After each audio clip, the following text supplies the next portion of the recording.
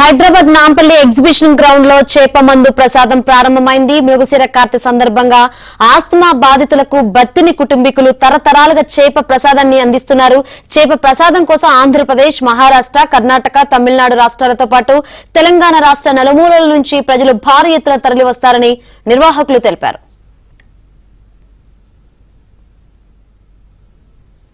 చేప ప్రసాదానికి ప్రజల తాకిడి ఏ విధంగా ఉంది, ప్రస్తుతం అక్కడ ఎటువంటి ఏర్పాట్లు ఉన్నాయేంటో తెలుసుకుందాం. మరిన్ని వివరాలు అందించేందుకు మా ప్రతినిధి నుమాన్ లైవ్ ద్వారా సిద్ధంగా ఉన్నారు. నుమాన్,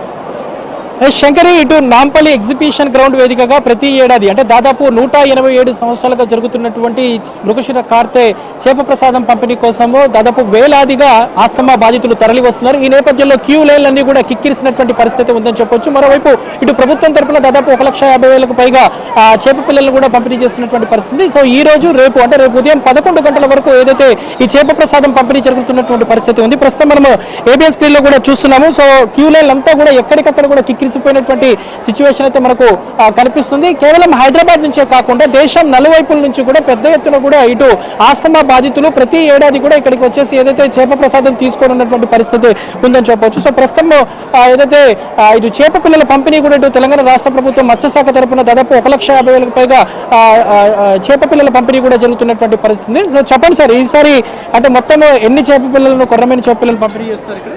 అమిగోస్ ఆక్వా ఫార్మ్ నుంచి నల్గొండ డిస్ట్రిక్ట్ పిఏపల్లి మండలం నుంచి 1,00,000 చేప పిల్లలను మేము ఇక్కడ సప్లై చేయడం జరిగింది. ఈ యొక్క కార్యక్రమాన్ని మన బత్తిన సోదరులు ఉచితంగా, అంటే వారు ఎటువంటి లాభాపేక్ష లేకుండా 177 సంవత్సరాల నుంచి వారు చేస్తున్న అవిరామర కృషి ఎంతో అభినందనీయం. వారికి, వారి కుటుంబానికి కృతజ్ఞత తెలియజేసుకుంటున్నాను.